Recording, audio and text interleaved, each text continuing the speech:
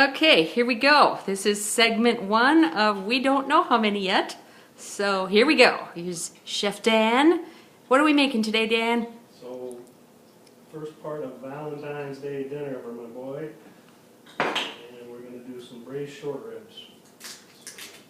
More on the rest of the meal. First step is to get these guys in the oven because they take about 3 hours. Okay, so what do we have here in the pan? Some olive oil, about 3 tablespoons of butter. It's coming up to temp. These are short ribs. Typically these will have a rib on the back side, but for whatever reason the butcher decided to take those off. That's fine. Just note when you're going to pick these out, I try to get the thicker ones. You get further back on the animal, the ribs get thinner.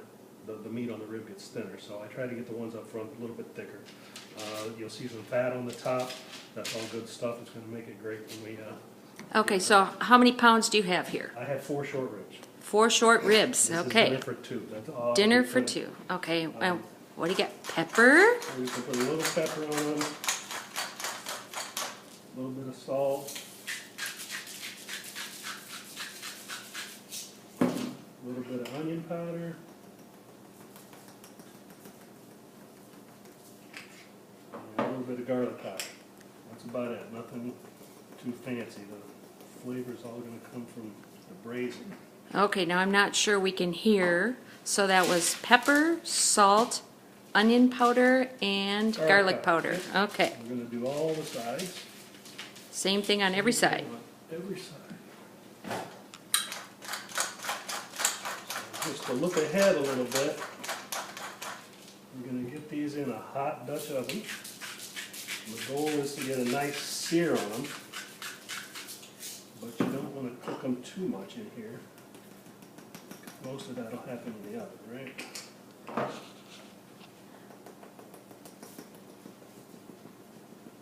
So what I'll typically do is I'll do 2 sides, and then use the other side to just kind of mop up everything that was left over on the platter.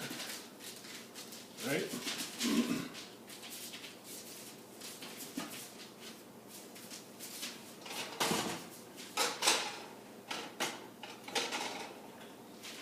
So you put some butter in with the olive oil, or some olive oil in with the butter. That helps to keep the butter from burning. Okay, what kind of heat we got going on there? I got it cranked up. This high, so you get a nice high sear on it. And then after we pull them out, we'll drop the heat a little bit before we put the veggies in. Remember, clean up as you go. Clean up as you go. That's right. Hate to have those stray pepper flakes. All right, there he is. Okay. So while we're waiting on this to come up, the rest of our ingredients are over here. We've got 1½ onions. That's a white onion, not a yellow onion. And some carrots and some celery. That's called a mirepoix. And traditional mirepoix is about 2 parts onion to 1 part celery, 1 part carrot. So for the engineers, 50%, 25%, 25%. Tomato paste also comes in a can, but the tube is a little more convenient. Beef stock. They also sell beef broth, which you can use. The stock is a little thicker, a little heavier, a little richer taste. And the good red wine, that's a Shiraz. You can use a Merlot. Okay. Don't use it if you're not willing to drink it.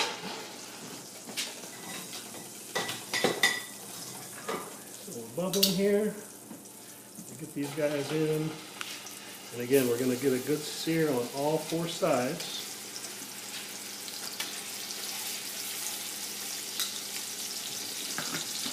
And we move to the next step.